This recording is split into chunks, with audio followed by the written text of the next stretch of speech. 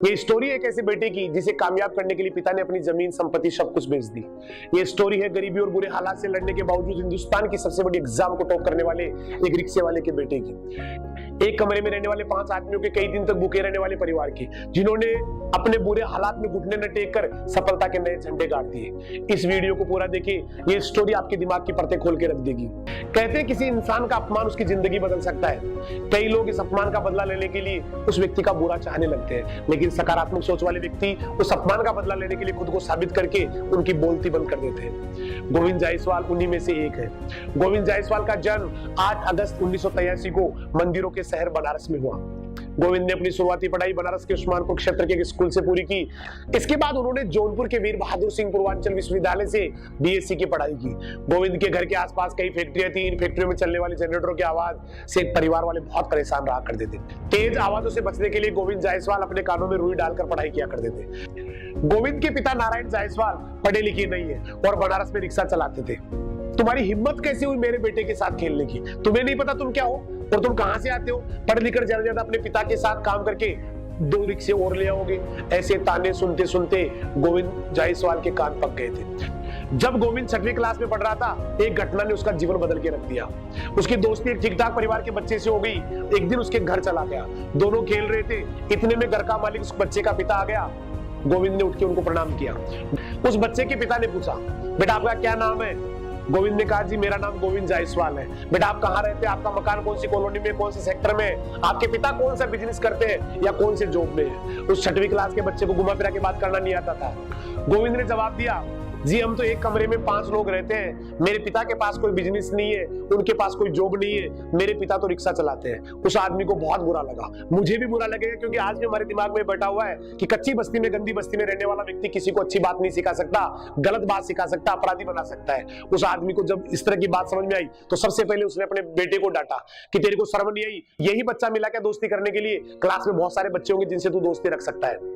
साथ ही साथ गोविंद जायसवाल को भी डांट दिया, भाई मेरा ही बेटा मिला क्या बिगाड़ने के लिए? आज से तुम्हारी कोई दोस्ती नहीं है। आज के बाद में दोनों एक साथ नजर भी आके तो मेरे से बुरा कोई नहीं होगा।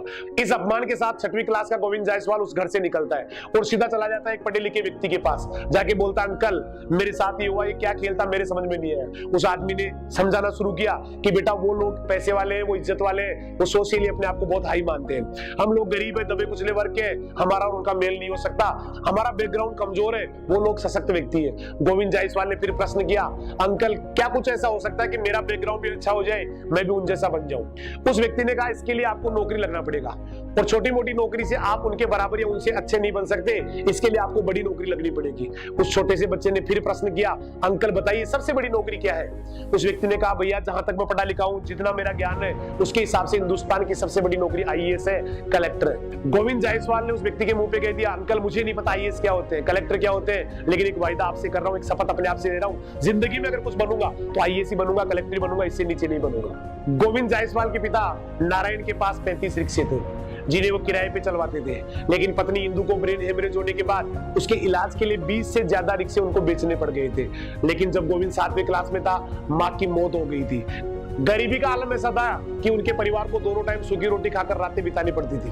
बेटियों की शादी में बाकी रिक्शे बिक गए थे। बाद में उनके पास सिर्फ एक ही रिक्शा बचा था जिसे चलाकर वो अपने घर को पालते थे। पैसे की तंगी कारण Govind Jaiswal second hand books पढ़ता था। उसके पिता सही से सुन भी नहीं पाते थे। रिक्शा ही उनकी कमाई का एकमात्र साधन था। रिक्शे के दम पे ही सारा घर चल रहा था। गरीबी की हालत ये थी कि परिवार के 5 सदस्य एक ही कमरे में रहते थे, पहनने के लिए कपड़े भी नहीं थे। गरीबी के तपेड़े झेलते किसी तरह जिंदगी आगे बढ़ रही थी कि हालात उस समय और भी बिगड़ गए जब पिता के पांव में सेप्टिक हो गया। सेप्टिक की वजह से पिता का रिक्शा चलाना नामुमकिन हो गया। घर परिवार चलाने के लिए पिता ने रिक्शा किराए पर देना शुरू कर दिया। पिता की मेहनत की वजह से गोविंद की बहनों की शादी भी हो गई थी। पिता नारायण जायसवाल ने बेटे को आईएएस बनाने के लिए, उसका सपना पूरा करने के लिए अपनी जमीन 30,000 रुपए में बेच के दिल्ली आ गए। यहाँ गोविंद ने 3 महीने के लिए आईएएस की कोचिंग क्लासेस भी ली। इस बीच एक घटना ने गोविंद जायसवाल के जीवन में तूफान ला दिया। एक दिन गोविंद जायसवाल शाम के समय अपने पिता से कहते हैं, पिताजी मुझे 50 रुपए चाहिए, कुछ नोट्स और बुक्स लानी है। उसके पिता को बुखार होता है, लेकिन वो एक बार भी जाहिर नहीं होने देती कि मुझे बुखार है। वो कहते बेटा ठीक है, मैं आपको कल पैसे दे दूंगा। रात भर बुखार से तड़पते रहते हैं और सुबह जल्दी रिक्शा लेके निकल जाते हैं अपने बेटे की 50 रुपए की व्यवस्था करने के लिए। उस दिन बदकिस्मती से बहुत बरसात हो रही होती है। उस बरसात में बुखार से पीड़ित पिता अपने बेटे की 50 रुपए की व्यवस्था करने के लिए दिन भर रिक्शा चलाता है। शाम को 100 रुपए कमा के लाता है, उसमें से 50 रुपए गोविंद जायसवाल को देता है। गोविंद जायसवाल ने अपनी डायरी में भी लिखा और बाद में मीडिया को बताया, जब मेरे पिता ने मुझे वो 50 रुपए दिए, उनका बुखार से बुरा हाल था। वो बुरी तरह से तड़प रहे थे, पूरा शरीर में कंपन था, वो कभी भी बेहोश हो सकते थे। गोविंद जायसवाल ने वो गीला 50 का नोट लिया और अपनी झुग्गी में चला गया जहां वो पढ़ाई किया करता था। पूरी रात भर नहीं सो पाया, बार बार कभी नोट को देखता, कभी पिता को याद करता। बार बार उसके दिमाग में ख्याल आता कि मेरे पिता मेरे ऊपर कितना विश्वास करते हैं। परवाह नहीं कर रहे बुखार की, परवाह नहीं कर रहे सेहत की, शरीर की, बरसात की, दिन भर रिक्शा चलाया मुझे 50 रुपए देने के लिए। मेरे पिता का, इस भगवान का, मेरे ईश्वर का, मेरे अल्लाह का, मेरे वाहे गुरु का अगर मैं एहसान चुकाऊं तो कैसे चुकाऊं। रात भर रोने के बाद सुबह थोड़ा नॉर्मल हुए तो उन्होंने अपनी डायरी निकाली और उस डायरी में 2 लाइनें लिख डाली, जो बाद में उन्होंने मीडिया को बताई। उन्होंने लिखा, ये खामोश जिंदगी हमें जीने न देगी यारो, कुछ तो ऐसा करो कि दुनिया में कोहराम मच जाए, कुछ तो ऐसा करो कि दुनिया में तूफान आ जाए। परीक्षा की तैयारी के दौरान गोविंद लगातार 18 घंटे पढ़ाई किया करते थे और पैसा बचाने के लिए कई बार खाना भी नहीं खाते थे। गोविंद को अपनी पढ़ाई और कैरियर के संबंध में परिवार से कोई मार्गदर्शन नहीं मिला, लेकिन कठिनाइयों के दौर में बहनों ने गोविंद का खूब साथ दिया। हमेशा उसकी हौसला अफजाई की, गोविंद की हर मुमकिन मदद की, माँ की तरह प्यार दुलार भी दिया। 3 बहनों में से 2 बहनें ममता और गीता की शादी हो गई थी। उनकी शादी ठीक ठाक परिवार में हुई थी। जो भी पैसा उनके पास आया करता अपने भाई की मदद किया करती थी।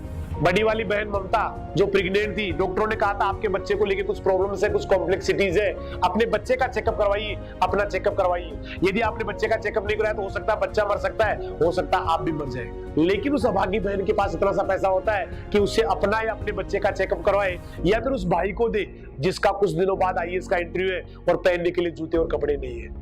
उस बहन ने भाई को पैसे दिए, भैया जूते ले आओ, कपड़े ले आओ। वो भाई रोने लग गया, बोला दीदी क्या कर रही है, आपका बच्चा मर सकता है, आप मर सकती है। उस बहन ने फूट फूट के रोते हुए कहा कि मेरा बच्चा मर गया तो मुझे और बच्चा हो जाएगा, और मैं भी मर गई तो समाज, इस देश पे, इस राष्ट्र पे कोई फर्क नहीं पड़ेगा। लेकिन भैया आपका आईएएस बनना न केवल हमारे परिवार के लिए जरूरी है, बल्कि उन लाखों लोगों के लिए जो दबे कुचले वर्ग के हैं, जो कच्ची बस्ती में रहते हैं, गंदी बस्ती में रहते हैं, उनके लिए भी बहुत जरूरी है। भैया आपके आईएएस बनने से हो सकता है दबे कुचले वर्ग के व्यक्तियों में से लाखों लोग, हजारों लोग आईएएस बन जाए या किसी मंजिल पे पहुंच जाए। दोनों बहन भाई एक दूसरे लिपट के फुट फुट के रोने लग गए। भाई ने पैसे लिए, जूते और कपड़े खरीदे और इंटरव्यू देने गया। और माय डियर फ्रेंड्स, आखिरकार वो दिन आया, 2006 के आईएएस का परिणाम घोषित हुआ, जिसमें गोविंद जायसवाल ने ओवरऑल 48वां रैंक पाया, जबकि हिंदी भाषा के स्टूडेंट्स में पहला रैंक आया। आईएएस की परीक्षा में सफल होने के बाद टीवी पर उनका इंटरव्यू चल रहा था, जिसमें उसका पूरा परिवार शामिल था। इंटरव्यू लेने वाली लड़की ने बड़ी बहन ममता से पूछा कि ममता जी बताइए, यदि आपका भाई आईएएस नहीं बनता तो क्या आप उसको दोबारा तैयारी करवाते। वो बहन फूट फूट के रोने लगी, बोली दीदी क्या बात कर रही है, हम दोबारा तैयारी की तो सोच भी नहीं सकते थे, क्योंकि हमारे पास जो कुछ था वो सब कुछ बिक गया था, हमारा रोम रोम कर्जे में था। अगर मेरा भाई इस पहले प्रयास में आईएएस नहीं बनता तो केवल एक ही रास्ता हमारे पास बचा हुआ था कि सारा का सारा परिवार सुसाइड करता, सारा का सारा परिवार आत्महत्या करता। तो my dear friends, Govind Jaiswal आज हिंदुस्तान के बहुत बड़े आईएएस हैं और उन लाखों लोगों के प्रेरणा स्रोत भी है जो ये मानते हैं कि पैसे के बिना कुछ हो नहीं सकता, जीवन में आगे बढ़ नहीं सकते। और दोस्तों, हर हिंदुस्तानी को ऐसे व्यक्तित्व से प्रेरणा लेनी चाहिए। जिंदगी में कभी हार न मानते हुए लगातार मुसीबतों से लड़ते रहना चाहिए। सफलता मिलती जरूर है, इसलिए देर होने पे हिम्मत नहीं हारनी चाहिए। दोस्तों, अगर आपको स्टोरी अच्छी लगी हो तो लाइक, कमेंट, शेयर करना न भूले। हो सकता है आपके द्वारा किया गया एक शेयर किसी को हिंदुस्तान की सबसे बड़ी नौकरी तक पहुंचा दे। आप लोगों का बहुत बहुत धन्यवाद। जय हिंद, जय राजधानी।